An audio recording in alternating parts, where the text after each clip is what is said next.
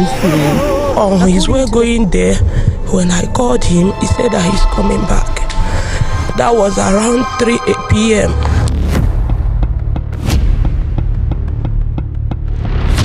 Welcome to Africa Today Crime Channel. Do you know liking our video helps it grow faster? Please, today don't forget to like our video, subscribe and share. Thank you. In December 2019, a quiet town in Anambra State, Nigeria was thrown into darkness, not because of a power outage, but because of a tragedy so chilling that even today, people are still afraid to talk about it. This is the story of Victor Ezigwe, a young businessman who left home for a simple business trip but never came back alive. A story of kidnapping, desperation, and possible betrayal. A story where even the closest friends may have dark secrets. Victor's last journey began on a dusty road leading far away from his family compound in Abatete, Idemili. He waved goodbye to his wife and promised to return in a few days, but that promise was one he could never keep.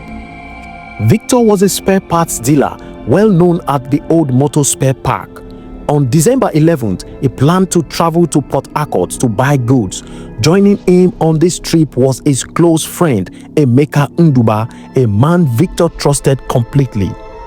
They boarded a commercial vehicle filled with other passengers heading toward River State. No one in that vehicle knew the nightmare that awaited them on that lonely highway. As they traveled, the road became quieter. No houses, no other vehicles, just thick bushes on both sides. Suddenly, out of nowhere, armed men jump out blocking the road.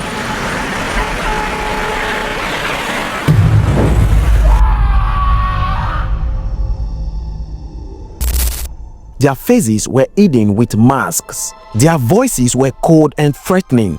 Gunshots shattered the air. Passengers screamed in terror as the kidnappers surrounded the vehicle. Victor and the others were dragged out violently. The kidnappers beat anyone who resisted. In that terrifying moment, Emeka Nduba managed to escape. Disappearing into the bushes, a few other passengers escaped too, running for their lives. But Victor wasn't so lucky. He, along with several others, was overpowered and tied up like animals. The kidnappers marched their captives deep into the forest, far away from any help. The journey was long and painful. The victims stumbled in the dark, tripping over roots and thorns, while the kidnappers laughed cruelly behind them. Victor's heart pounded. He thought about his wife, his children, his family waiting at home. He whispered silent prayers, hoping he would see them again. Finally, they arrived at a hidden camp, surrounded by dense trees. The air was filled with the stench of sweat, fear, and gunpowder. The victims were thrown to the ground and guided by heavily armed men. Victor quickly realized these men were not just ordinary robbers. They were cold-blooded criminals experienced in the business of ransom and death. The leader of the gang made his demand clear: 500,000 for Victor's release. If the family didn't pay, Victor would never leave the forest alive. But come to think of it, what type of a criminal or kidnappers would demanded for 500,000 naira ransom? I mean, that money was too small. Only someone who knows Victor's family's financial status would demand that kind of ransom. As the days passed, Victor's hope began to fade. The kidnappers barely gave them food or water. Every night he could hear the cries of other victims begging for mercy. Some were beaten, some were never seen again. Victor knew he couldn't just wait to be rescued. He had to escape, even if it cost him everything. One night, while the kidnappers were drinking and laughing, Victor quietly untied his ropes. He crawled silently through the dirt carefully, not to make a sound. His heart raced as he moved deeper into the darkness of the bush. Freedom was so close, he could almost taste it. But then, a dry branch snapped under his foot. The noise echoed like a gunshot. Shouts erupted behind him. Flashlight caught through the darkness. The kidnappers had discovered his escape. Victor ran with every ounce of strength he had. Branches tore his clothes, blood dripped from his skin, but it didn't stop. Suddenly, a loud gunshot rang out. Victor fell to the ground, pain exploding through his body. As he struggled to crawl, a shadow loomed over him. The leader of the gang raised his machete with a cold, merciless swing. Victor's life came to a brutal end. On his way going there, when I called him, he said that he's coming back. That was around 3 p.m. in the afternoon. Then along the line, after 3 days, I didn't hear from my husband again. No contact, nothing. To the extent that they used my husband's phone and called me. They told me that my husband is under their custody. The brother of Rebecca, I meet him. He said that the people that are demanding money, they are demanding 500,000. I said 500,000. They don't have money. Say he demanding 500,000. Say he will go tomorrow and give them 200. He go there and give them 200. He later come back and tell me that I should look for money so that they will release on 500,000. Back home, Victor's family was desperate. They had been receiving strange calls demanding money. The voice on the phone claimed Victor was alive, but they needed to pay quickly or he would be killed. The family managed to raise 200,000 naira and arranged to drop it at a secret location. They prayed this would bring Victor home, but after the drop, there was silence, no calls, no return, nothing. The kidnappers were playing a cruel game. Even though Victor was already dead, they continued to demand more money, using his phone to deceive his loved ones.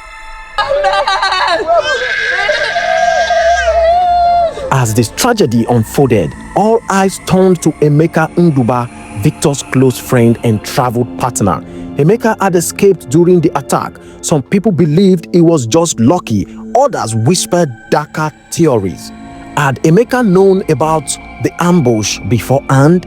Was he working with the kidnappers, or was he truly innocent, just another victim who happened to escape? The truth was unclear. Emeka insisted he had no part in the kidnapping. He claimed he loved Victor like a brother and was devastated by his death. Victor is the person that called me for this business. I don't know anything about this business. It's Victor that called me. Me, I dey fear. Say, which kind of place you dey go?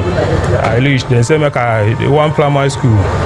They say make I enter make I drop for Okada, come for the primary school. I come, then they fast. Say make I drop the money, I drop them. But certain details didn't add up. Why did the kidnappers seem to know exactly where and when Victor would be traveling?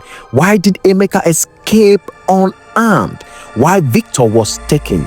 These questions haunted the family and the entire community. The police launched a massive investigation. They tracked phone calls, interviewed witnesses, and sent a special team to River State, where the kidnappers' camp was believed to be located.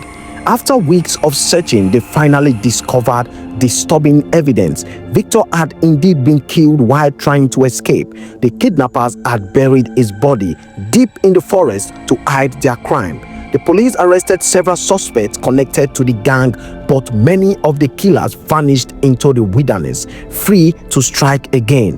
Emeka was also taken in for questioning. Detectives grilled him for hours, searching for any sign of guilt, but without solid proof. They could not confirm whether Emeka was a betrayer or simply a survivor of the nightmare. Victor's family was left shattered. His wife wept day and night, clutching his photograph. His father prayed endlessly for justice.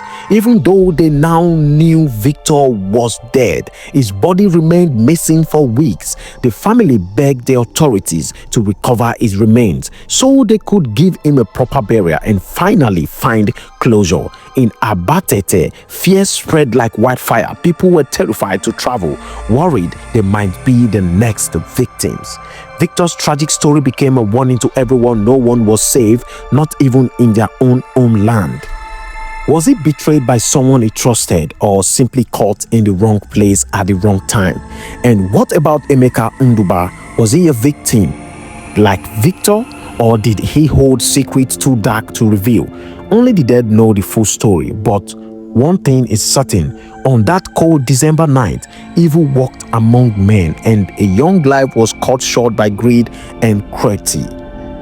As you watch this story, remember, sometimes the greatest danger comes not from strangers, but from the people you trust the most. Stay vigilant and stay safe. I want the government to render their possible assistance to the recovery of my son. The command investigated and discovered that the abductors allegedly killed that Victor who attempted to escape.